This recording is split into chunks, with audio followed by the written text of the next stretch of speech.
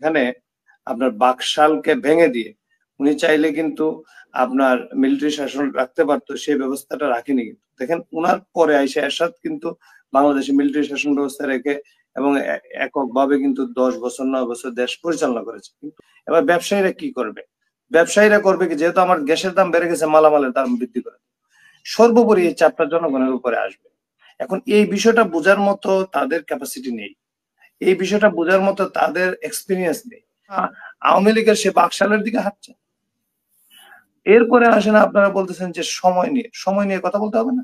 আপনি যদি আপনার বাচ্চাকে ক্লাস 1-এ ভর্তি করেন, সে কি কবে ক্লাস 2-তে উঠবে এটা আপনার জানতে হবে না? আপনি এডমিশনের আগেই তো এটা জানতে চাইবেন। তো এই সরকার গঠন করার আগেই তারা নির্ধারণ করে নিত যে আমাদেরকে 3 বছরের জন্য দেন, না হলে আমরা যাবো না। আমাদের যে আলোচনার বিষয় এবং আপনার যে প্রশ্ন খুবই প্রাসঙ্গিক, যেহেতু বাংলাদেশ আজ স্বাধীনতার 53 বছরে এসেও এখনো দিশেহারা। যে অধিকারের জন্য এই দেশ স্বাধীন হয়, সে অধিকার ফিরিয়ে দেওয়ার জন্য কালক্রমে অনেক নেতা আমাদের দেশে বিভিন্ন সময় ফ্রন্ট লাইনে এসেছে। তো এর মধ্যে থেকে এখন পর্যন্ত সকলের কাছে গ্রহণযোগ্য এবং সর্ব অবস্থায় সর্ব পরিবেশে যেটা আপনার গ্রহণযোগ্য, সেটা হচ্ছে আমাদের শহীদ প্রেসিডেন্ট জিয়াউর রহমানের বহুদলীয় গণতন্ত্র এবং সাম্য, মর্যাদা এবং কৃষক শ্রমিকের যে মেহনতি মানুষদের জন্য যে একটি সুষ্ঠু এবং একটি সমবন্টনের নীতি এবং একটি সুন্দর অ্যাডমিনিস্ট্রেটিভ, যেখানে মেহনতি মানুষের এদেশের প্রজাতন্ত্রের যে আশা আকাঙ্ক্ষা সবকিছু প্রতিফলিত হয়েছে, সেটি হয়েছে জিয়াউর রহমানের হাত ধরে। তো আপনি দেখেন যে কোনো দেশেই আপনার দেশের একজন রূপকার থাকে, একজন নেতৃত্ব থাকে, যার নেতৃত্বে আপনার দেশ স্বাধীন হওয়ার পরে বা দেশের একটি উন্নয়নের ব্যবস্থা ত্বরান্বিত হয়। আপনি মালয়েশিয়ার দিকে লক্ষ্য করেন, আমরা কিন্তু খুব সিমিলারলি মালয়েশিয়ার কাছাকাছি সময় আমরা স্বাধীন। তো আজকে মালয়েশিয়া কোথায় অবস্থান করছে আর আমরা কোথায় অবস্থান করছি? আমাদের দেশের লোকেরা লেবার দেয় মালয়েশিয়াতে, এবং এটা খুবই আপনি দেখবেন মার্জিনে যে ওয়েজেস দেয় আমাদেরকে, এটা খুবই মানে সামান্য। মানে আমরা আমাদেরকে নিজেদেরকে আসলে কোনোভাবেই উন্নত এবং সমৃদ্ধশীল ভাবে গড়ে তুলতে পারছি না। এবং বিগত 16 বছর শেখ হাসিনার সরকার শুধুমাত্র নামে এবং আপনার বক্তব্যেই শুধু উন্নয়নের কথা বলে গেছেন এবং উন্নয়নের নামে হাজার হাজার কোটি টাকা লোপাট করেছে, যেটা আমাদের দেশের যে রিজার্ভ আছে এরকম 10-5টা রিজার্ভের চাইতেও বেশি তারা টাকা পয়সা দেশ থেকে পাচার করেছে।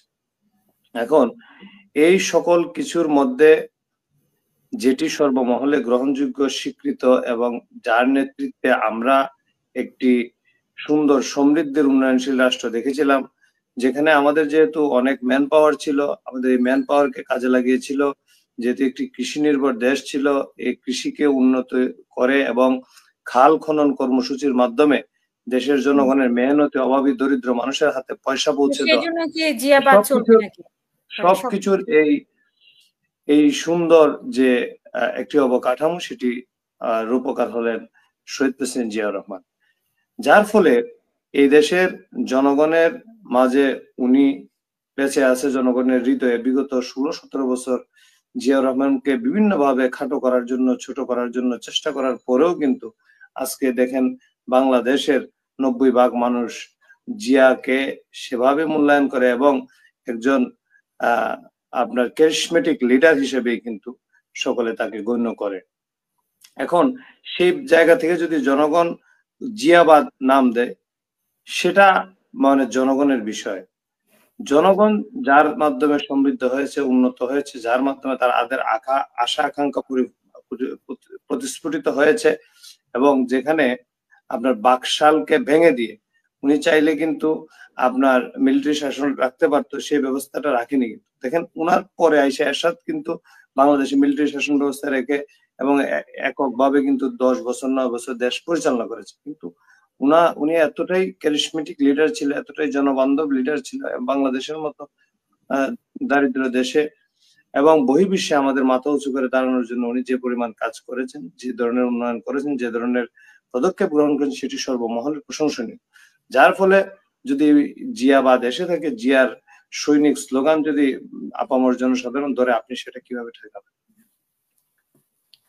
এই হলো বিষয়। এবং পাশাপাশি যে বিষয়টা গুরুত্বপূর্ণ সেটা হচ্ছে আমাদের সমন্বয়ক আসিফ মাহমুদ কিংবা নাহিদ নাহিদ হাসান, ওনাদের রাজনীতি তো নাহিদ সেরকম ইসলাম। কোনো ইতিহাস নেই। নাহিদ ইসলাম, ওনাদের তো আসলে রাজনীতির সেরকম ইতিহাস বা জ্ঞান নেই।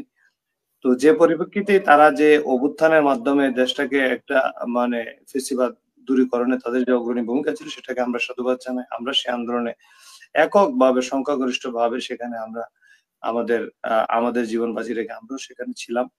তো তাদের মধ্যে তারা নেতৃত্ব স্থানীয় ছিল, আমি তাদেরকে এখনো সম্মান করি, সবসময় সম্মান করবো। এবং এই ফেসিবাদ কে দেশ থেকে তাড়িয়ে দিয়ে তাদের ভূমিকা আসলে অপরিসীম। আমাদের মহাসচিব মির্জা ফখরুল ইসলাম আলমগীর স্যার, উনি যে কথাটি বলেছিলেন যে একটি নিরপেক্ষ সরকারের অধীনে নির্বাচন, এটি তো উনি কাদের ভাষাটা বলেছেন? উনি তো একজন রাজনীতিবিদ, উনি তো জনগণের ভাষা বুঝেন। এটাই জনগণের ভাষা। জনগণ চায় যে একটি গণতান্ত্রিক রাষ্ট্র, এটা গণতান্ত্রিক রাষ্ট্রের প্রথম এবং প্রধান যে মৌলিক উপাদান সেটি হচ্ছে জনগণের প্রতিনিধি জনগণের রাষ্ট্র পরিচালনা করবে, এবং জনগণের আশা আকাঙ্ক্ষা এবং জনগণের চাহিদার যে মানদণ্ড সেটা তারা বুঝতে পারবে। আপনার আমাদের প্রফেসর ইউনূস স্যার এবং ডক্টর আসিফ নজরুল স্যার সহ আরো যারা এখন বর্তমানে উপদেষ্টা মন্ডলীতে আছেন, দেখেন তারা দ্রব্যের উপরে ভ্যাট বাড়িয়ে দিয়েছে, বিভিন্ন পণ্যের উপরে ভ্যাট বাড়িয়ে দিয়েছে। ট্যাক্স বাড়ানো আর ভ্যাট বাড়ানোর মাঝে একটা ব্যাপক পার্থক্য আছে। ট্যাক্সটাকে বলা হয় আপনার পরোক্ষ কর এবং ভ্যাটটাকে বলা হয় প্রত্যক্ষ কর। অর্থাৎ আপনি একটা ফকির, সে একটা চিপস কিনে খাবে, একটা মেডিসিন কিনে খাবে, সেখান থেকে যে ভ্যাটটা আসবে এটা সরাসরি তার গায়ের উপর দিয়ে যাবে, এবং এটা সাইকেলিং হয়। তো এই ভ্যাটটা বৃদ্ধি করা, এটা জনগণের উপর একটা চাপ পড়েছে। ধরেন জনগণের উপরে চাপ পড়লো, ধরেন আপনার গ্যাসের দাম বাড়িয়ে দিল, বললো যে আমরা তো ব্যবসায়ীদেরকে দাম বাড়িয়ে দিচ্ছি। এবার ব্যবসায়ীদেরকে দাম বাড়িয়েছি, জনগণের দাম বাড়াই নাই। এবার ব্যবসায়ীরা কি করবে? ব্যবসায়ীরা করবে কি, যেহেতু আমার গ্যাসের দাম বেড়ে গেছে, মালামালের দাম বৃদ্ধি করে। সর্বোপরি এই চাপটা জনগণের উপরে আসবে। এখন এই বিষয়টা বোঝার মতো তাদের ক্যাপাসিটি নেই, এই বিষয়টা বোঝার মতো তাদের এক্সপিরিয়েন্স নেই, বিকজ তারা সরকার পরিচালনা করা বা তাদের জনগণের সাথে এখানে সম্পৃক্ত। সরকারের নিরপেক্ষতার কথা আসছে কেন? এখানে তো একটা হচ্ছে সক্ষমতার কথা আসবে। এই বিষয়গুলা আপনার এই বিষয়গুলা হচ্ছে কি একটা শুধুমাত্র রাজনীতিবিদরাই বুঝতে পারে, সেজন্য নির্বাচনটা খুবই মুখ্য এবং জরুরি। এবার আসলে নিরপেক্ষ সরকারের কথা বলি।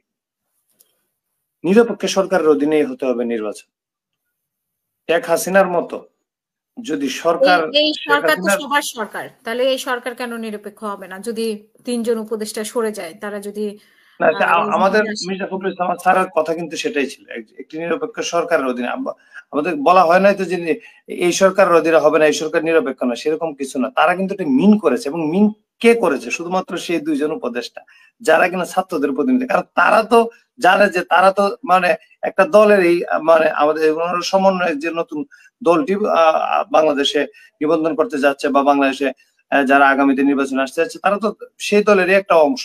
সেটা তো তারা ভালো করে জানে, সেজন্য তো তাদের গায়ে একটা মানে ঝাপটা আগুন লেগে গেছে এই কথা বলার সাথে সাথে। তো সেজন্য তারা তাদের প্রতিক্রিয়া। এবং দেখুন, আপনি একটি সরকারের মধ্যে থেকে আপনি একটি প্রাইভেট পোস্ট দিয়ে এইভাবে উস্কানিমূলক বক্তব্য দেওয়া কতটুকু যৌক্তিক বলে আপনি মনে করেন? আপনি একজন সাংবাদিক হিসেবে সেটা আপনি মানদণ্ডে বিচার করবেন আশা করি। তো যে বক্তব্যটি এসেছে, নিরপেক্ষ সরকারের অধীনে নির্বাচন হতে হবে, জনগণের ভোটাধিকার প্রয়োগ করার সুযোগ থাকতে হবে, সরকারের মাধ্যমে কেউ যেন বায়াসড না হয়, এবং জনগণ যে 16 বছর 17 বছর অনেক ছেলে পেলে আছে জন্মের পরে ভোট হয়েছে কিন্তু সে ভোট দিতে পারে নাই। তো সে ছেলে তো তার প্রতিনিধি নির্বাচন করতে পারে নাই। যেহেতু আপনি প্রতিনিধি নির্বাচন করতে পারতেছেন না, আপনি তো আপনার আশা আকাঙ্ক্ষা প্রতিফলন পাবেন না, এবং আপনি সে আশা করবেনও না হয়তো। সেজন্য জনগণের কথা যেহেতু বিএনপি সবসময় বলে, সে জনগণের ভাষাটাই কিন্তু মির্জা ফখরুল ইসলাম আলমগীর স্যার তুলে ধরেছে। আমি কিন্তু বক্তব্যটা খুব সুস্পষ্ট ভাবে লক্ষ্য করেছি, এবং বিবিসি বাংলাদেশের সাক্ষাৎকার এটা জনগণের জন্য কথা বলে। সেই কথা যদি কারো গায়ে লাগে, তাহলে তাদেরকে বুঝতে হবে তাদের মধ্যে ফেসিবাদ তৈরি হয়ে যাচ্ছে, তাদের মধ্যে ফেসিবাদের লক্ষণ দেখা দিয়ে যাচ্ছে। নির্বাচন তো ভয় পায় ভাই, সে বিএনপি আওয়ামী লীগ। আওয়ামী লীগ না নির্বাচন ভয় পায়? আওয়ামী লীগ তো নির্বাচন দিতে চায় নাই। মানে নির্বাচন বলতে আমরা সুষ্ঠু নির্বাচনের কথা বলছি, নিরপেক্ষ নির্বাচনের কথা বলছি, সেটা তো আওয়ামী লীগ দিতে ভয় পেয়েছিল। আপনারা কেন ভয় পাচ্ছেন? তাহলে কি আপনারা আওয়ামী লীগের সে বাকশালের দিকে হাঁটছেন? এরপরে আসেন আপনারা বলতেছেন যে সময় নিয়ে কথা বলতে হবে না? আপনি যদি আপনার বাচ্চাকে ক্লাস 1-এ ভর্তি করেন, সে কি কবে ক্লাস 2-তে উঠবে এটা আপনার জানতে হবে না? আপনি এডমিশনের আগেই তো এটা জানতে চাইবেন।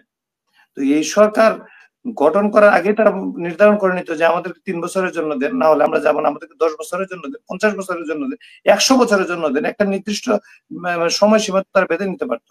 অনির্দিষ্ট কালের মতো কথা বললে হবে না। এরপর সেজন্য হচ্ছে কি আমরা একটা টাইম ফ্রেম চাচ্ছি, তারা কিন্তু এখন পর্যন্ত টাইম ফ্রেম দিচ্ছে না। বারবার একটা কথাই বলতেছে যে সংস্কার। সংস্কার তো আমি আগেও বলেছি আপনার সাথে যে সংস্কার একটা চলমান প্রক্রিয়া, সেটা হবে।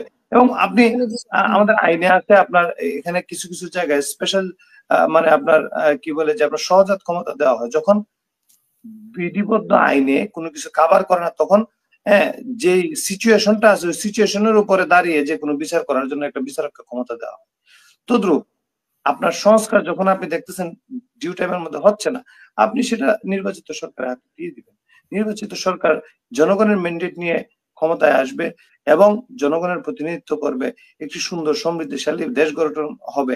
আমরা তো সবাই দেশের জন্য কথা বলি, আমরা তো সবাই দেশের মানুষের জন্য, মানে মানুষের আশা আকাঙ্ক্ষার জন্যই তো আমরা এই মানে দিনভর এই 16-17 বছর আমরা এই নির্যাতন সহ্য করেছি। এটা নিশ্চিত করতে হবে আপনার, সেটা আপনাকে জনগণ নিশ্চিত করতে হবে। এখন আপনি কিভাবে মনে করেন যে দেরিতে নির্বাচন দিলে কি আপনার ফেসিবাদ কায়েমের রাস্তা বন্ধ হয়? এরকম কোন ফর্মুলা কোন পৃথিবীতে আপনি দেখেছেন? এরকম কোন এক্সাম্পল আপনাদের কাছে আছে? মন গড়া ডায়লগ দিলে তো হবে না। দেশের মানুষের জন্য আরেকটা বিষয় যে আপনার আজকে 6 মাস হয়ে গেছে। 6 মাস হয়ে গেছে। কথা কিছু বলছে না। না কথা শুনেন, 6 মাস তো হয়ে গেছে। আপনার চালের দাম কমছে, ডালের দাম কমছে, আপনি বাজারে যান, ধনেপাতার দাম কমছে, কাঁচামরিচের দাম কমছে। কিসের সংস্কার করবেন? সংস্কার করবেন আপনি রাস্তাঘাট করবেন, সেখানে তো ভাই কোটিপতিরা গাড়ি দৌড়াইব। এই গরিব তো দিনে দিনে গরিব হবে। গরিবের তো প্রথম যে চাহিদা সেটা হচ্ছে তার অন্ন, বস্ত্র, চিকিৎসা, শিক্ষা, সেগুলো তো নিশ্চিত হচ্ছে না। 6 মাসে তো কিছুই করতে পারেন না। আপনি তো সমন্বয় কতজন এই আন্দোলনে কতজন মারা গেছে এটার উপযুক্ত লিস্ট দিতে পারেন না, তাদের চিকিৎসার ব্যবস্থা করতে পারেন না। আপনি হাজার বছর নেবেন, কত হাজার বছর নিলে আপনাদের ফেসিবাদ মনে হবে না কায়েম হবে?